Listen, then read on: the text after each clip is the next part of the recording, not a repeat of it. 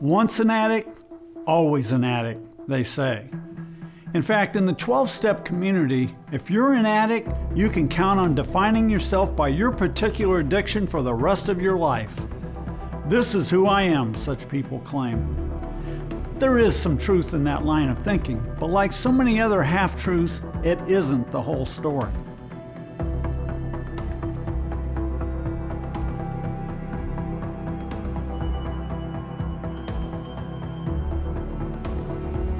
Now, I do understand where they're coming from. I would only say that the Bible has a different take on it. I'll get to that in a minute, but let me just say a couple of things about the 12-step movement. People involved in it largely operate with the understandable conviction that addicts tend to live in a certain degree of self-denial about their addiction. The 12-step maxim, once an addict, always an addict, is used to counter any superficial notions the addicted person might entertain of somehow magically being set free. Rather than advocating cheap pie-in-the-sky recoveries, they advocate the idea that the only realistic hope for the addict will be found in a weekly accountability group. And just to make sure the person understands that a return to their addiction is but a step away, every week they're expected to declare to their group that they are a recovering addict. Their only hope is faithful attendance in those weekly encouragement sessions. And the truth is that many 12-steppers will spend the rest of their lives attending their support group. Now, I don't want to be too hard on the folks who operate these meetings. They're decent people who have found some relief in this system, and they're just trying to help others. I would only say that a sincere believer has much more at his disposal than what a 12-step group can provide. With that in mind, let's consider the Bible's alternative perspectives on what the anonymous groups advocate. The first half-truth they advocate has to do with their perspective on accountability. Now, we would all agree that leaving an addict to fend for himself probably isn't going to end well. Repeated failures are sure to follow. So I agree that accountability has its place. I would only say that the biblical model looks nothing like a group of addicts sitting in a circle sharing their latest failures. God's design for accountability operates through His system of spiritual authority. The struggling Christian meets with his pastor or church elder, men who are spiritually mature, who holds him accountable for his behavior.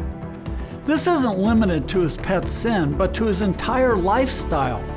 Paul's admonition to Titus is a good example of this when he told him to urge the younger men to be self-controlled. The other half-truth 12-steppers promote is the notion that people never change. And that's partially true as well. It's simply a fact that my flesh, my fallen nature, my lower nature, whatever you want to call it, will always be drawn to sexual sin. Set a rock of crack cocaine down in front of me and I'll be totally uninterested. Offer me a shot of whiskey, I'll probably yawn. But email me an erotic picture of some beauty and my palms will begin to sweat. So in that sense, it's true that we will never change. Our flesh will always be drawn to whatever forms of sin that have been written into our particular DNA. And if I were ever to backslide, something I can assure you will never happen, I would go right back to the same lurid pig pen I crawled out of 40 years ago. So what's the key to the life of victory I've enjoyed over the past 4 decades? It began when I was born again and received a new nature. I was no longer under the hopeless tyranny of my flesh. Yes, those carnal tendencies were still there and remained formidable, but now I had access to the power of the Holy Spirit to help me in my battle. The Apostle Paul, who knew nothing about 12-step groups or psychotherapy, offered a very simple solution to the problem of addictive behavior. In Galatians 5, he said, "Walk in the Spirit, and you shall not fulfill the lust of the flesh." He went on to define the objects of those passions with terms like sexual immorality, impurity, sensuality, and idolatry, the very sorts of activities that once dominated my life. So I don't think Paul would have been big on the idea of a number of men in the Corinthian church sitting in a circle every week and saying something like, "Hi, my name is Stephanos, and I'm a recovering sex addict." No, he had a different plan, a much, much better plan, a plan that the Holy Spirit of God can implement and empower, something that no amount of willpower or accountability can begin to match. He calls it walking in the Spirit, and he says that if we can do that, we won't cave in to the temptations to give over to the lusts of the flesh. All right, so just exactly how does a person walk in the Spirit? The short answer to that, and I'm afraid that's all the time we have for it in this brief video, is to develop a godly lifestyle. Rather than filling our daily life with activities that feed, nurture, and strengthen our flesh, we must establish new habits in life that will help us draw closer to God. That's what happened to me. Although I didn't have my final breakthrough until May 1985, the important changes that occurred in my inward life actually began several months earlier when the Lord pressed my wife and me to develop a devotional life. So every morning we would spend a little time in the Bible and a little time in prayer. This was hard going at first.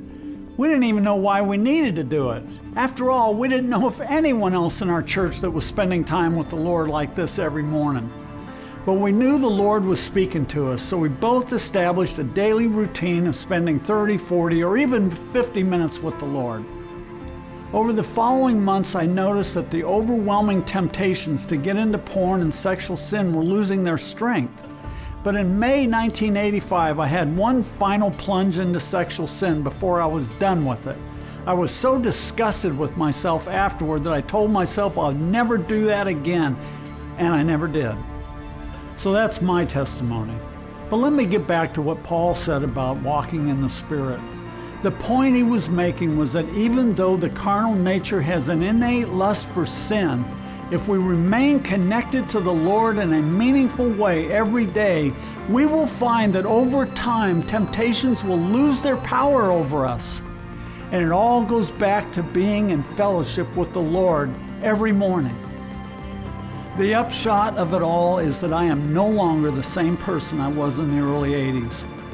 God set me free and has kept me free all these many years. To claim to still be an addict would almost be a slap in his face after all that he's done for me. Once an addict, always an addict? Listen, all I can tell you is I don't act like a sex addict and I don't think like a sex addict, so why would I claim to be one? No. If I am defined by anything in life, it is as a follower of Jesus Christ. He has won my heart and now has all my love and all my devotion.